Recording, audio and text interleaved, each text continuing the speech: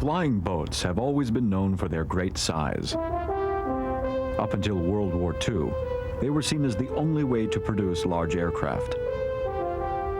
Post-war aviation, however, found little room for these leviathans. The future lay in faster, more efficient land planes. Nevertheless, a few designers refused to give way to progress. Just when the aviation world had forsaken the large flying boat, 3 of the biggest ones ever built would make their debut. 2 would fade into oblivion. 1 is still flying today. A champion of flying boats, it is both a living relic and local hero.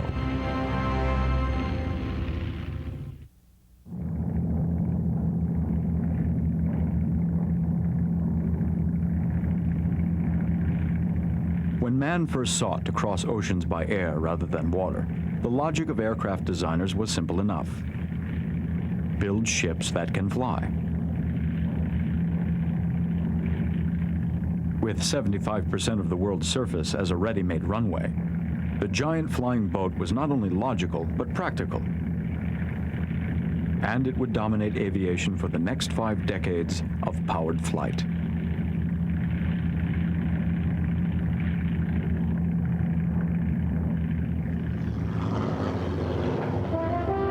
Today, flying boats are all but extinct. The smaller float plane is but a distant reflection.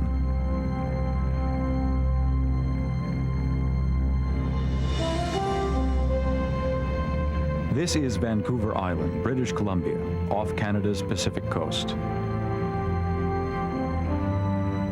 Near the center, on one of its largest lakes, 2 dinosaurs are alive and well.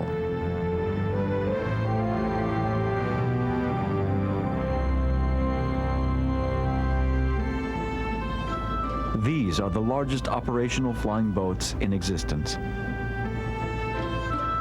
At 200 feet, their wingspan stretches wider than that of a 747 jumbo jet.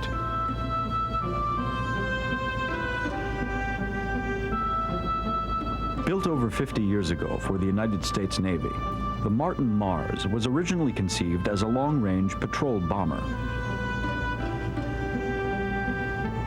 Today, its enormous hull carries a bomb load not of armaments, but water, 30 tons, and the enemy, forest fires. Deemed obsolete by the Navy in 1956, the Mars escaped the scrap heap thanks to a group of Canadian logging companies. Now, with over 30 years of successful firefighting, the Mars water bomber is a living relic from an age when bigger was still considered better in designing flying boats.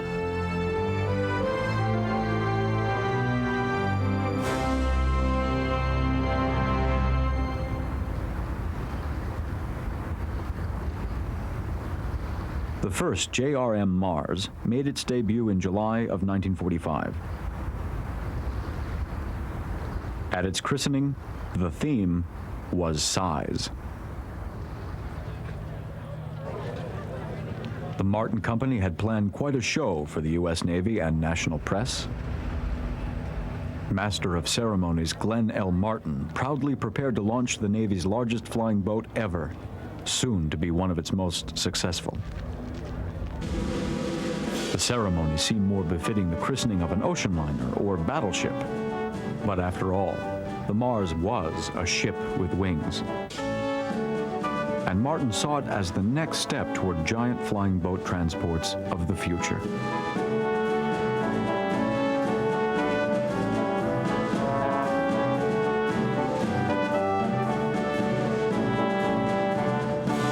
Aviation pioneer and avid proponent of flying boats, Martin had introduced the famous China Clipper here 10 years earlier. Now he enjoyed introducing the first of 20 JRMs ordered by the Navy, whose confidence was based on the wartime success of the prototype seen here joining the ceremony.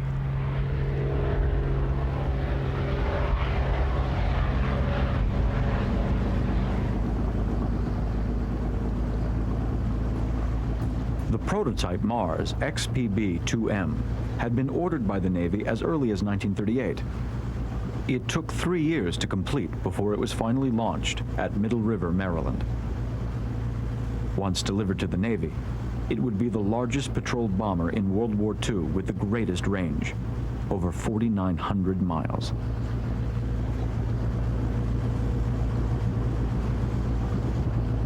Its giant 200-foot wing held 4 Wright Cyclone engines, each generating 2,200 horsepower. For the next month, engine and system tests were conducted until the XPB-2M was ready for flight tests. But while still restricted to taxi tests, the Mars program suffered an unfortunate setback. On December 5, 1941, during engine tests, the No. 3 propeller refused to go into reverse. The engine soon caught fire and threw a propeller blade into the fuselage, nearly injuring the flight engineer. The anchor was removed, and the aircraft was run aground in an effort to save it.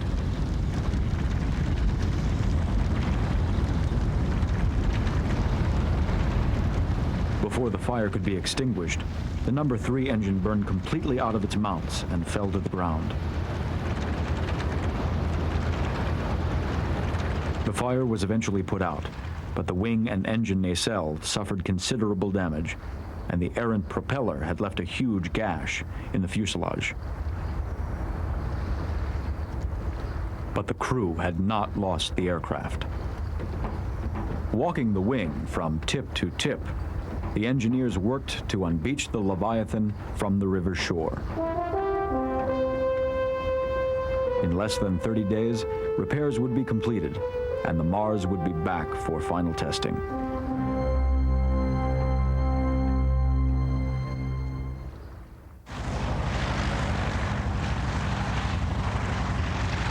Fitted with a new No. 3 engine, the XPB-2M was ready for its first flight test on June 23, 1942. When flight tests were completed, the decision was made to convert the XPB-2M bomber into a transport aircraft. The bow and gun turret were subsequently removed, decking was reinforced, hatches added, and cargo loading equipment was installed. For the next 18 months, the XPB-2M remained at Martin for final conversion and testing.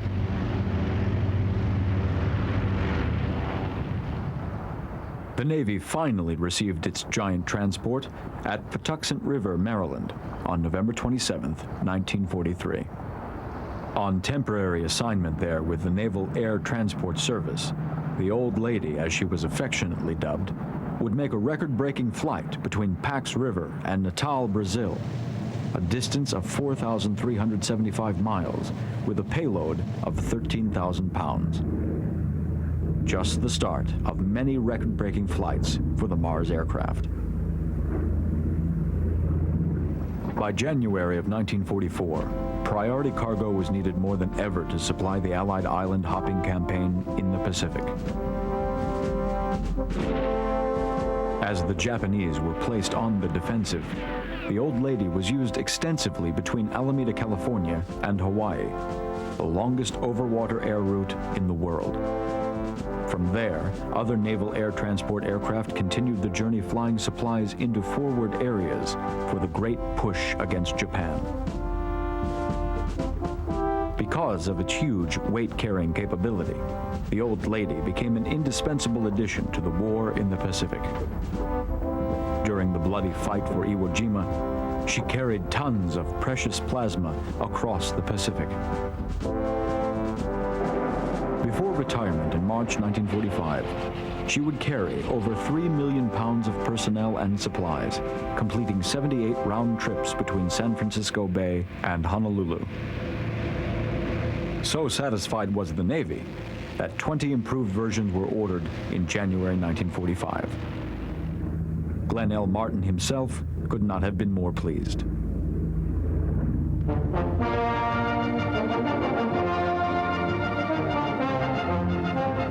The Mars Mars flying boat. Wing spread 200 feet. Height almost 45 feet. Largest yet in operation. At Baltimore, the first of a fleet of 20, the Hawaii Mars, is ready for flight. 19 others, named after Pacific Islands, will join her in the Naval Air Transport Service.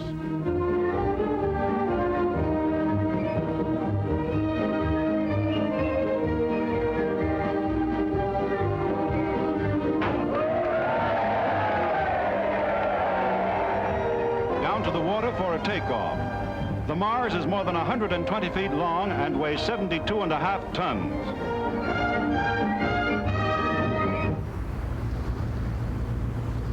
Martin got the publicity he wanted and made sure the Navy got what it wanted. Designated the JRM-1, the Hawaii Mars was built as a cargo transport from the start, unlike the prototype. Greater cargo space, larger hatches, and a huge cargo hoist mounted underneath the wing were incorporated. A single vertical stabilizer and rudder that replaced the old lady's twin tail fins, however, was the most noticeable difference. Stronger engines and increased fuel storage promised greater range and lifting capacity. But less than 2 weeks after the Hawaii Mars was christened, its career was snuffed out over the Chesapeake Bay.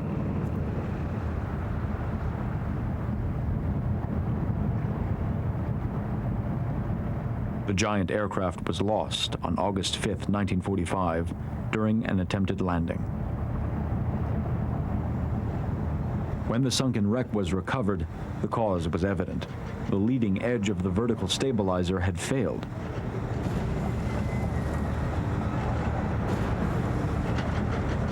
The crew salvaged the twisted body, but damage was such that plans to rebuild the Hawaii Mars were abandoned. Instead, it was disposed of for scrap.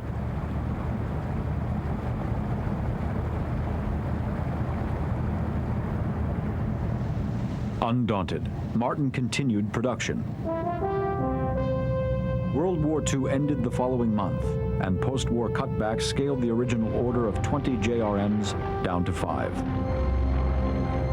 For the next 11 years, the mighty Mars would continue to ply the Pacific Airways, breaking its own weight-carrying records and serving the Navy with great distinction.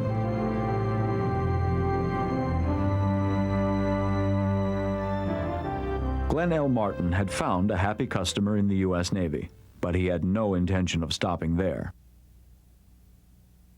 He had hoped the Mars would be a forerunner to a fleet of giant commercial flying boats. The Martin Company produced this promotional film, illustrating what the Mars could offer as a passenger airliner.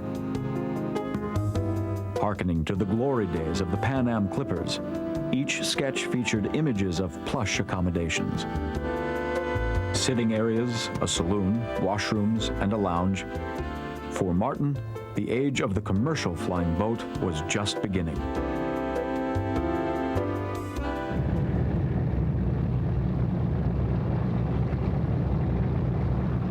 But in the post-war era, it was the beginning of the end.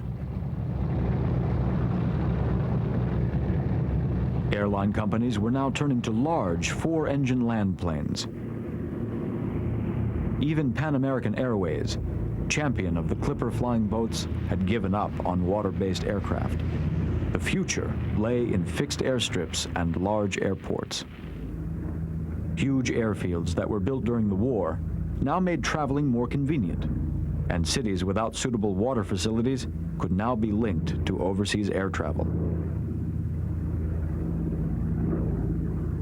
Passengers still enjoyed the pleasantries introduced by the great Clippers, but the days of touching down on a water runway were fading fast.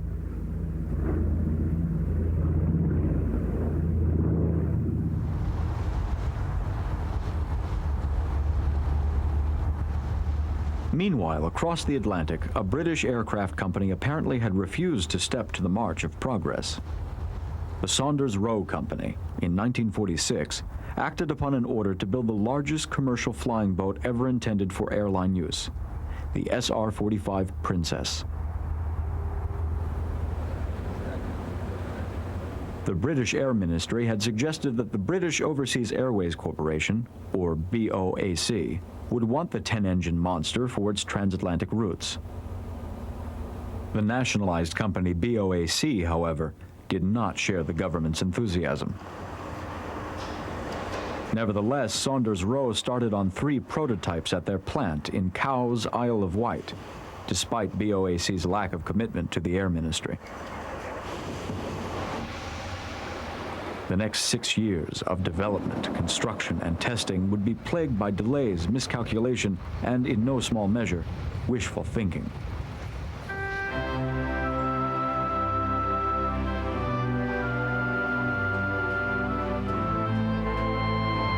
With the arrival of the jet age and the advances being made in small, high-speed aircraft, construction of the Princess could appear only as a leap into the past.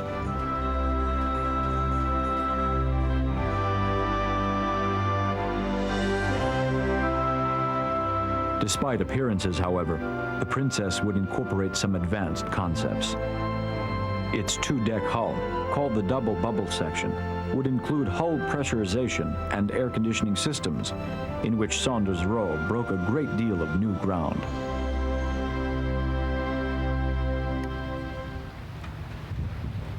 Another advanced addition to this giant was the gas turbine engine, whose development, at the time, was still in its infancy. But the higher power-weight ratio compared to the traditional piston-driven engine had encouraged Saunders-Roe to persevere in this mammoth undertaking. The Bristol Proteus II propeller turbine was finally selected. 4 contra-rotating pairs and 2 single outboard engines, for a total of 10 units, were installed.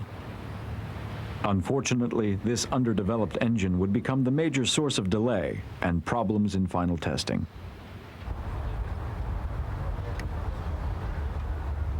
By August of 1952, the first prototype was finally completed, some 3 years after the originally projected flight date. The Princess was enormous. Its hull measured 148 feet long, height 55 feet, wingspan 219.5 feet, nearly 20 feet wider and 10 feet taller than the Mars. Launching was scheduled at Cowes for August 19th, but due to a strong northeast wind, it was postponed. 2 days later, just after midnight, the Princess was finally lowered into the water. Its dependence on suitable sea conditions only underscored one of the drawbacks of flying boats.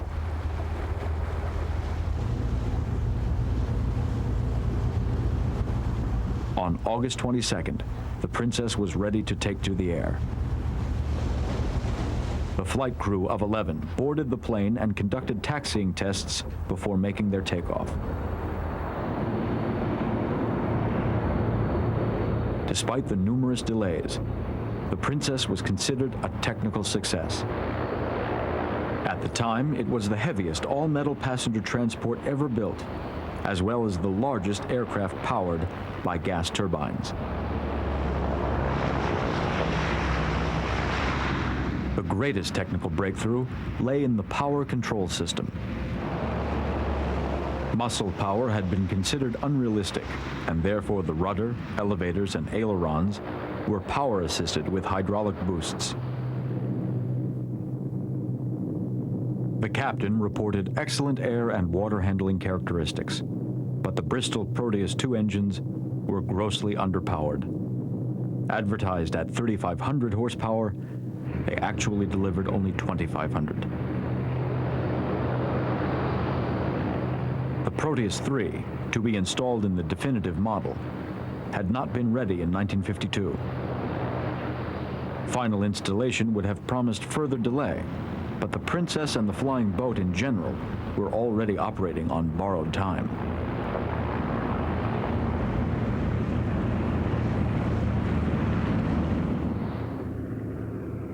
On September 2nd, the Princess made its public debut at the Farnborough Air Show. There was no doubt that the giant flying boat impressed the crowd. Those impressions, however, were almost dreadfully altered. The pilot had taken the Princess to such a high speed that he experienced tremendous difficulty rolling back to level flight. An accident was just barely averted. Despite its successful flights, the Princess's future was uncertain at best. Plans for a 105-seat capacity with luxurious accommodations were never implemented. And BOAC continued to hedge on its intentions for the enormous craft. As early as February 1951, it had been unofficially announced that the third prototype would be scrapped to save money. And in March, it was suggested that the Princess be used by the Royal Air Force for troop transport, again indicating BOAC's lack of interest. This plan, too, was met with lukewarm support. The Princess made its final public appearance in September 1953 in a new finish of blue, yellow, and white livery. The entire Princess program ceased in June the following year.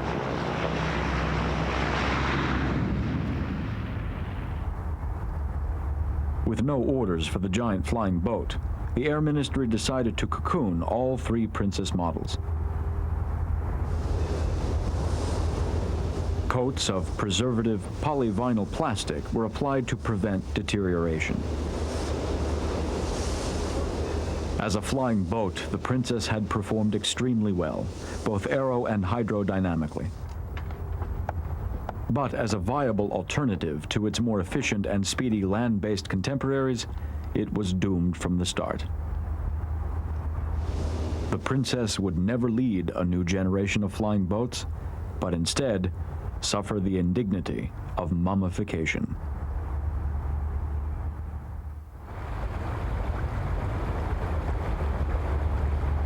Until 1965, all three Princess models remained in a dormant state. But that year, workmen began dismantling the second and third prototypes for intended use by NASA in the United States as a transport vehicle for the Saturn V. This was the famous rocket booster that would launch the first manned satellite to orbit the moon.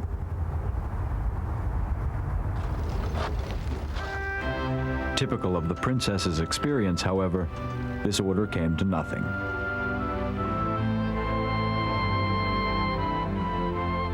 With the second and third models scrapped, the only Princess ever to fly was coaxed into the water and towed to a wrecker's yard in Southampton in April 1967.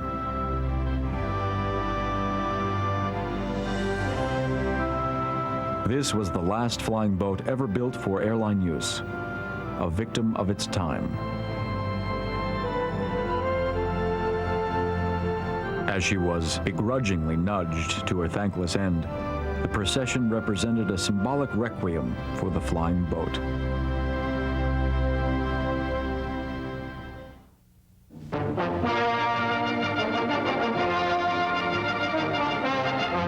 The huge fuselage for the world's largest aircraft leaves its hangar in California to begin the 24-mile overland journey to the shores of the Pacific Ocean. One wing alone measures 165 feet, and the huge seaplane, when completed, will be powered by 8 3,000-horsepower engines. En route to a special graving dock, linesmen cut wires and shift poles to provide clearance for the huge plane.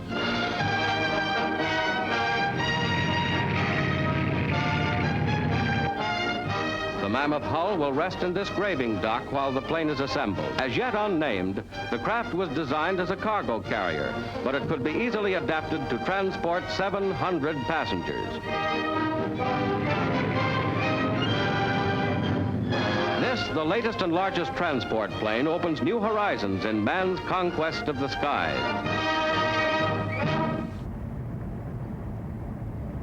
The H-4 Hercules, more commonly known as the Spruce Goose. It was a giant among giants, the largest aircraft ever built. Its short but fascinating story is matched only by its eccentric designer. Howard Hughes, oil millionaire, movie producer, and breaker of aviation records in the 1930s and 40s. It was Hughes' unyielding determination and aeronautical expertise that carried the project through to completion despite the many obstacles along the way.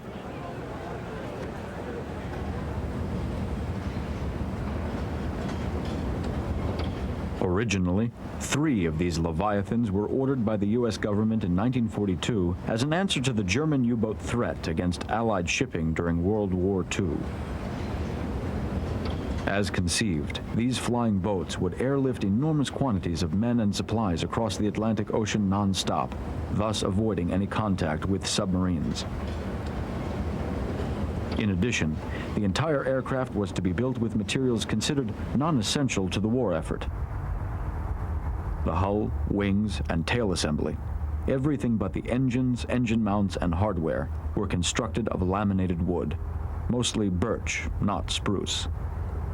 But by 1944, the first aircraft had not yet been completed, although much of the original $18 million allocated had been spent. Discouraged, the War Production Board decided to terminate the project. Many in the government considered Hughes a reckless playboy and questioned his integrity regarding the entire project. Luckily, President Roosevelt suggested that at least one of the aircraft should be completed, and a new agreement was reached.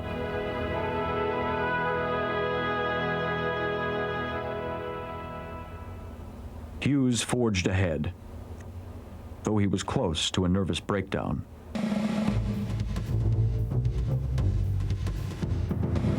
By November 1947, after 4 years of engineering problems, material shortages, and lack of skilled labor, Hughes was ready to take the monster flying boat on its first taxi test.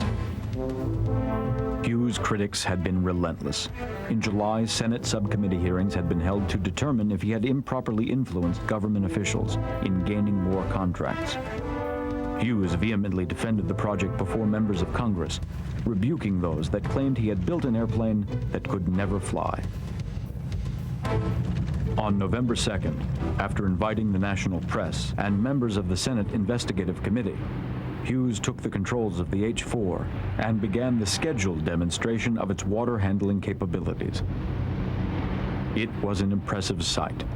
The wingspan measured 320 feet.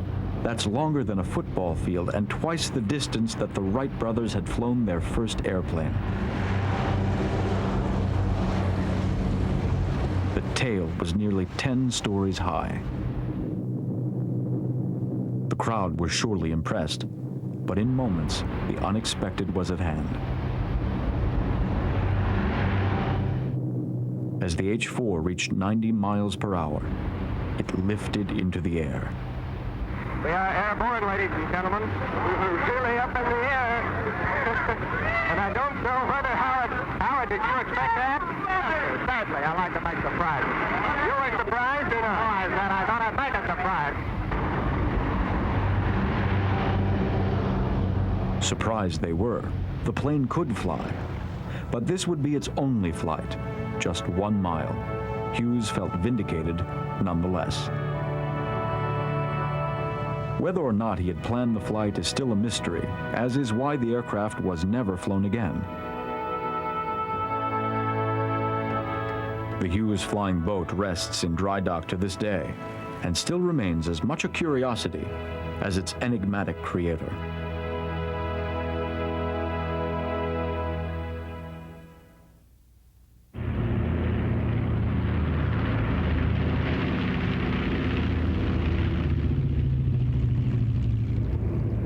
Unlike the Saunders-Roe Princess or the H-4, the Martin Mars was a success in the truest sense of the word.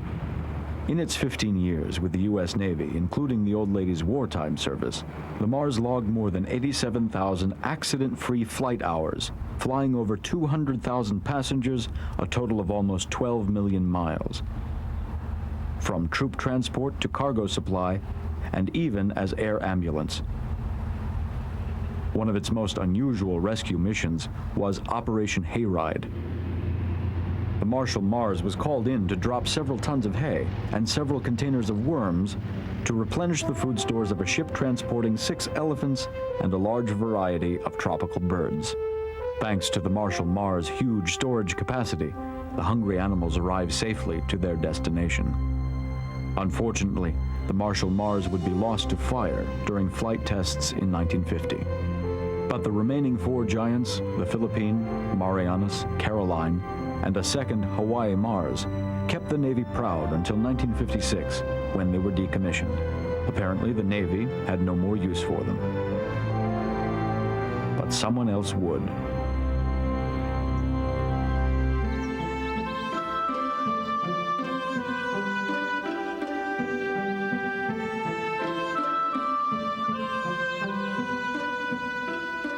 After a string of devastating fire seasons in the late 1950s, a group of Canadian timber companies formed an organization that would forever change the odds in fighting forest fires.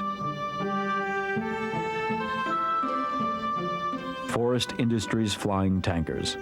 FIFT owes over 30 years of successful firefighting to a 50-year-old giant.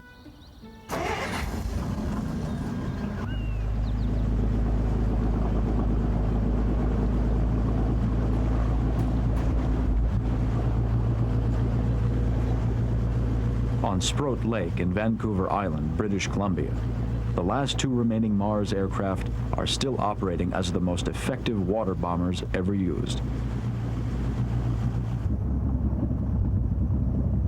For one simple reason: size.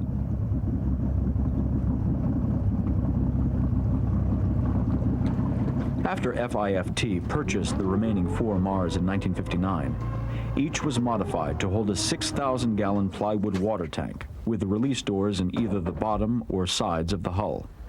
Ian Thomas explains. This is LYK, the side dropper Philippine Mars. This is our water tank that we carry the water in. It comes in the back and through the probes, comes through the door system, and loads up in through a set of flapper doors. The tank is broken into 4 sections that we can either drop the front section or the rear section, but usually when we're dropping on a fire, we drop all 4 sections at once, just so that we have an avenue out that all our weight is gone.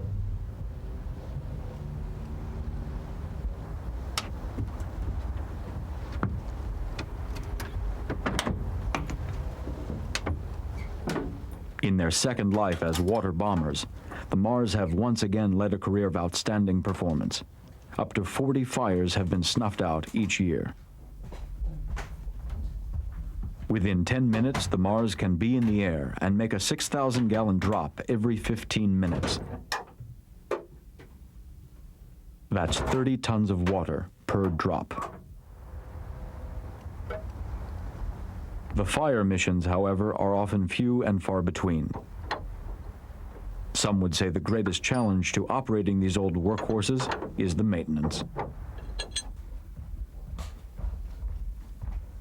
Every morning, the flight crews run a thorough check on each aircraft so that they're ready to go when the fire bell sounds.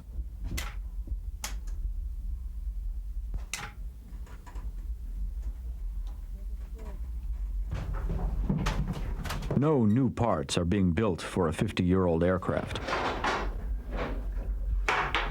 When the 4 Mars were first purchased, fortunately they came with 35 additional engines and nearly 90 tons of spare parts. But 30-plus years of operation makes no supply seem unlimited.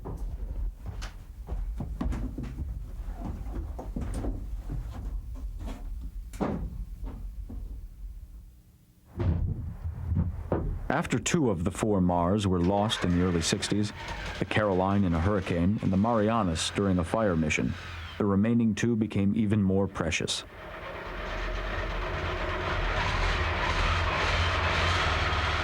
Especially to the crew who takes care of them. Ian Thomas. Well, I was originally born and raised here in Port Alberni, and these aircraft were on the lake as I grew up, and seeing them, I kind of always wanted to sort of get around aircraft and had it as a hobby. For an enthusiast, the Martin Mars is a unique aircraft, and this job is certainly one of a kind. It changes every day, that every day you're not doing the same thing, that We're not fighting a fire, we're doing maintenance of one sort or the other. It's routine, and yet the place and the airplanes are part of you.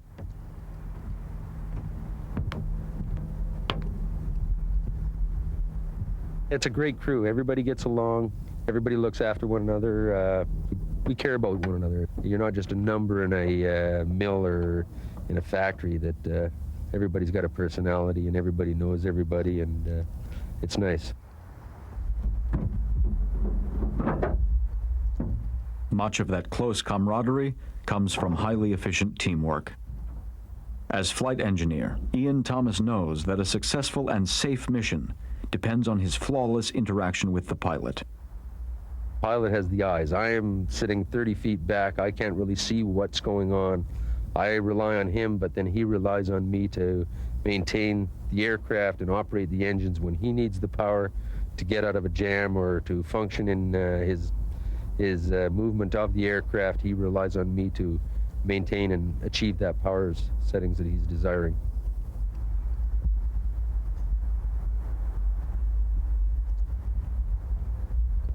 To become a pilot is no small task. Applicants must have no less than 7,000 hours of flying time, specifically in water-based aircraft on the British Columbia coast. Chief pilot Jack Waddington remembers the first time flying the giant Mars. The first time that I recall flying the aircraft, I know it. I was in great awe of it. Somewhat intimidated. It's a very slow to respond, both power-wise and on the controls. The first time you take control of the aircraft, you kind of say to yourself, "My Lord, what have I got a hold of here?" But it comes around after a while. It's very much, I would have to say, the ultimate flying boat. It's the largest operational flying boat there is, and there's nothing can compare with it. Pilot Reg Young. I enjoyed flying the aircraft right from the start. I really enjoyed it. I mean, I couldn't seem to get enough of it. On my first flight, I took the controls and did a complete takeoff and landing, and it was super. Like every pilot, you see a new aircraft, you want to fly it. When I saw the Mars, I was hooked. I mean, I had to fly it.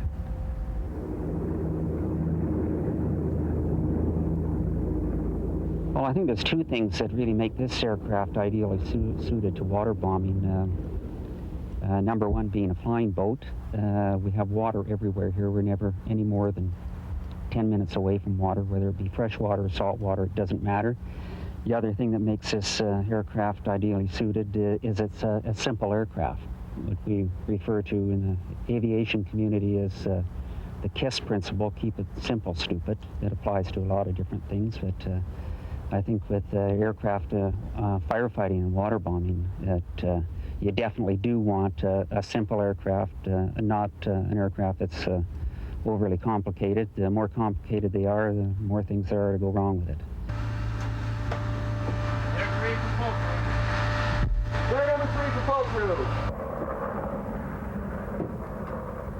Well, it's kind of a neat airplane to fly. The whole aircraft is flown through intercom. The pilot's in command, passes the commands out to the flight crew. And the main commands are between the pilot and the flight engineer sitting on the flight panel 30 feet behind you. Clear for.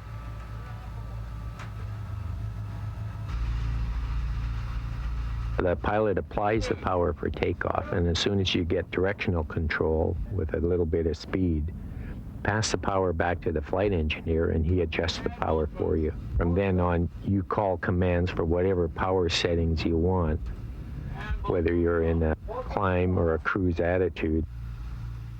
He manages your fuel system, does all your electrical system, all your fire warning system. Important guy back there. His job is to inform the pilot if anything goes wrong, and the pilot will make the decision on how to handle it. On fire missions, teamwork not only applies to the flight crew, but to the aircraft as well. Crucial to operations is the bird dog, a Grumman goose amphibian. It serves as a spotter for the ground-based fire boss who directs the entire air and land firefighting operation. The bird dog not only provides reconnaissance, but also leads the bomber in for the drop. It takes a crew of 4 to operate the Mars on fire missions: pilot, co-pilot, flight engineer, and flight mechanic.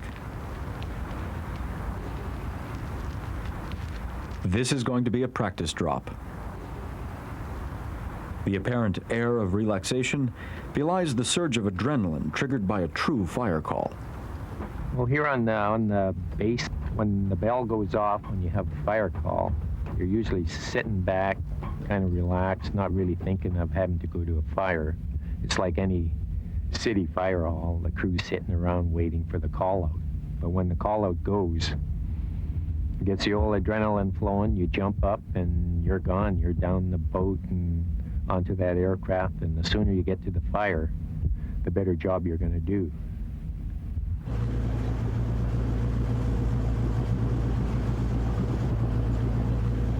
FIFT's 4 pilots are the only 4 men in the world certified to fly these aircraft.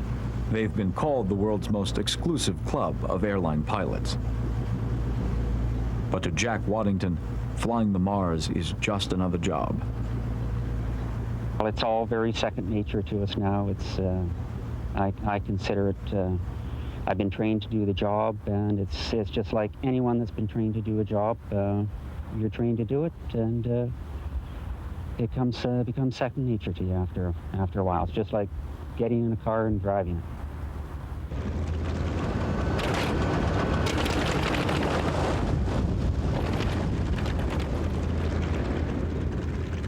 Not exactly the car that you get into every morning.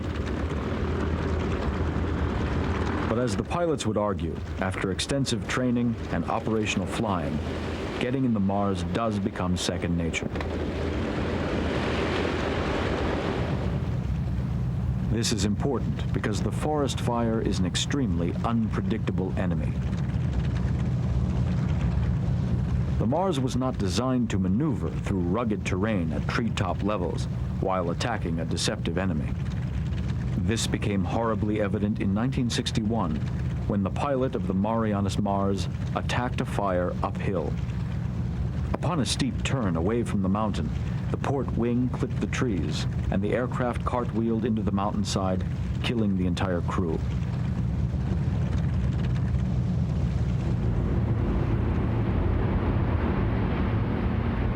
Since then, FIFT management has insisted that pilots are as familiar with the terrain as they are with water-based aircraft. That is the first requirement. The second is teamwork.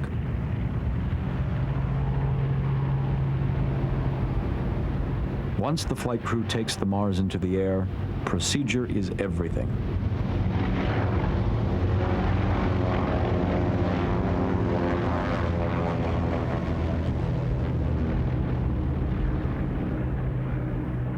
Every step of operation is planned out.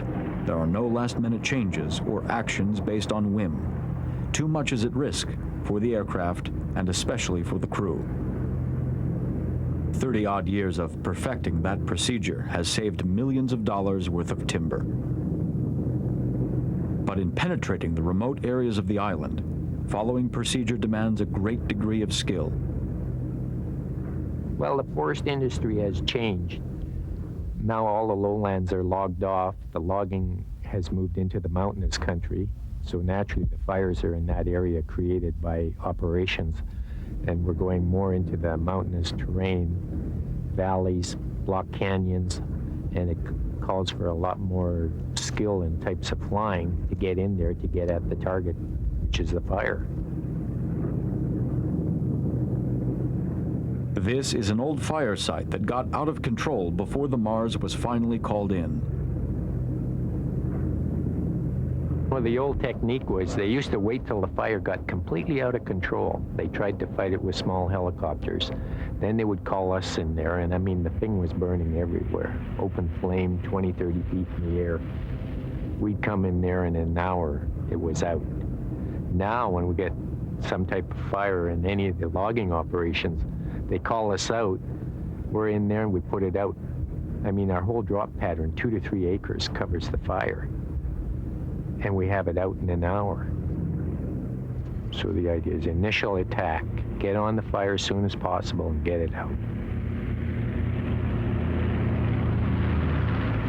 Filling the 6,000-gallon water tank takes about 40 seconds. At 80 miles per hour, the Mars skims the lake's surface, forcing the water into two probes, looking like enormous ice cream scoops that extend aft of the step. It's not as difficult as it sounds. Scooping the load is really no big, heavy problem. You fly it the same as any other aircraft. You always pick up into wind.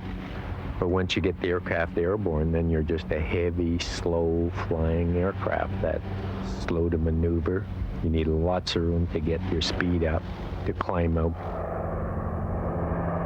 It's 10 times slower than when you're empty. I mean, I've had it so that I'm sitting there with my left wing down, crank full aileron over to bring it up. I mean, cranked right over. Nothing happens for seconds and seconds. You can eat up a mile of airspace before the thing finally starts to move, and then when it does move, it just comes up slow. And it's heavy. There's no boost on the aileron. You have to have a plan to fly the airplane on operations. You just don't come around the corner and everything happens unexpected. Your bird dog's there before you, tells you what to expect, so you're all set up. It's up for the pilot to maneuver the aircraft on final to the proper drop height and let the load go just by eyeballing what's happening outside relative to your speed. 30 tons of water laced with foam concentrate to ensure deep saturation comes crashing down like a thunder shower. But rarely is one pass enough. A bad fire can require a crew to make 25 drops per sortie, 2 sorties a day, and there's no room for error. You're fighting the air currents, the weight of the aircraft, smoke, and mountainous areas. That's the hazards of this type of flying. But the fires get put out. In over 30 years, the Mars have not yet let a fire get away from them. Without them, it would take ground firefighting crews a week to snuff out a remote fire, if they could even get to it.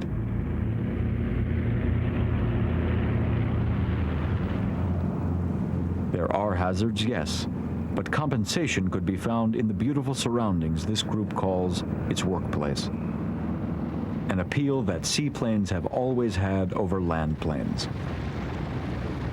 Perhaps the greatest appeal of seaplanes is found in the places they take you. Well, flying this aircraft and in any seaplane application, every runway is different. You're always going to different places, different water conditions. I think that's probably what got me into the seaplane flying business in the first place. Somewhat now, gosh, I guess 30 years now. And as for flying boats, the Mars is the granddaddy of them all. Not a bad combination. These two aircraft, probably the last of the flying boats you'll ever see. I don't think you'll ever see them again. It's going to be a sad day, I think, when they eventually do go. We're trying to keep them going just as long as we possibly can. We're not abusing them. We have great respect for them. It's definitely an era gone by, but we still got 2 of them flying here, and they're doing one hell of a good job.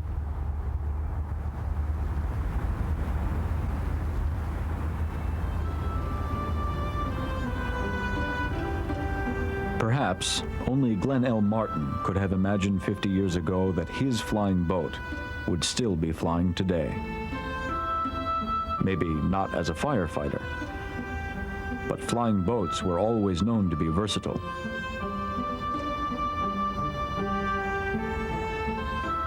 The Mars survived a time in which aviation saw the magnitude of flying boats as a liability. Today, that has become its greatest asset. But the Hawaii and Philippine Mars are more than just remarkable aircraft, especially to the crew.